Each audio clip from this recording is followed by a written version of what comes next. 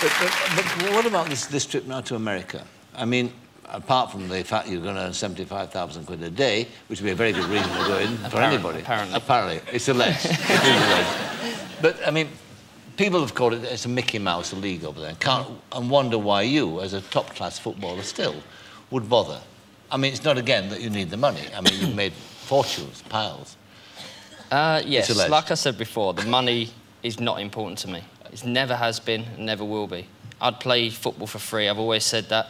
I said that before I started playing football for Manchester United, Real Madrid and the Galaxy. Moving to America was another huge decision. It was something that I knew that I would be stepping down from top-flight football. I played for one of the biggest clubs. My boyhood dream was to play for Manchester United. I always dreamt of playing there, starting my career there and finishing my career there, and it obviously didn't happen. So then I moved to Real Madrid, succeeded in Real Madrid by winning a title at the end of the 4 years, saw out my contract, and then decided that I needed another challenge. I like to have challenges. I like to, you know, try and make a difference with different things that I put my head to, and America for me was the option. I'd had obviously offers from different clubs in England and also different clubs in Italy, but I wanted a new challenge. I wanted a new start and something that I believed in. Do you feel, though, from the other point of view, from the children and your family life, do you feel safer there?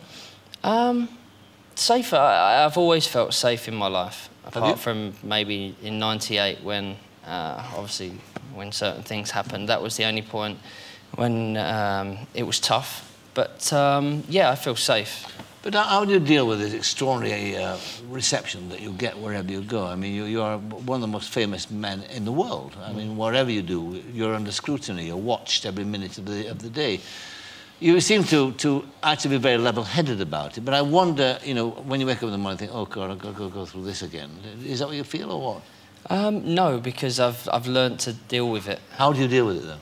I think that I keep myself grounded. I keep myself as family-orientated as I want to be. I have an amazing family around me. I have amazing friends around me.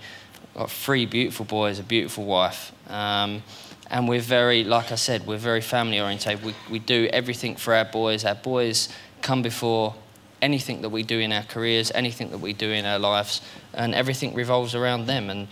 And if I didn't keep my feet on the ground, I know there's many friends, and my dad would knock it out of me. I just remember the first time you came on the show at the BBC that I saw this huge pile of people in your dressing room, and I thought, oh, God, it's all like, you know, bodyguards and all that sort of thing. It was 25 members of your family. Yeah. It looked like that sort of thing where you try to get 80,000 people into a Mini. You know, standing there in a corner like that. And I thought that, well, that was an indication to me, at least, that you were surrounding yourself with the right people. Yeah. It's like the old thing about, well, have your mother on the till. But speaking about your wife, how is the glorious lady? She's great. Is she as indiscreet as ever about you and the nickname she gives you? Do you remember this moment when you came on the show with your wife? Look at this.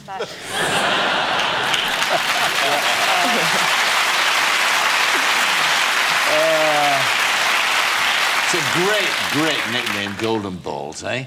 Wouldn't mind that, would It's one of the better ones I've been called, I must admit. I've been called... Platinum Balls. I've been called a lot worse. But my wife has that sort of thing that when we're on live TV or when we're on a TV show, she likes to say certain things. Like me wearing her knickers. That's right, she said that. Another one, she actually said that, which I actually don't. You don't? Most of the time. Most of the time you don't? They don't fit, do they? No. You've tried, have you? Yeah. Does Shakira know this? But no, she's great. She's also, too, I mean, do a sort of catalogue of other things. I mean, she revealed to the world you have this neatness syndrome, don't you? Yeah. What is that about, this obsession with neatness? I'm just obsessed with, like you say, with neatness. I have to have everything in the right place to... it's quite a... I don't know. She finds it very annoying. But give me an example. What do you have to do? For instance, when I hoover. I like the image, you mean, of David Beckham hoovering, don't you? Yeah, when I hoover, in our house in Spain, we used to have this big rug that when you hoover, you could hoover it in lines. All right. So, like Wembley. Yeah. So she used to obviously catch me after the kids had gone to bed, hoovering, and it'd all be perfect lines.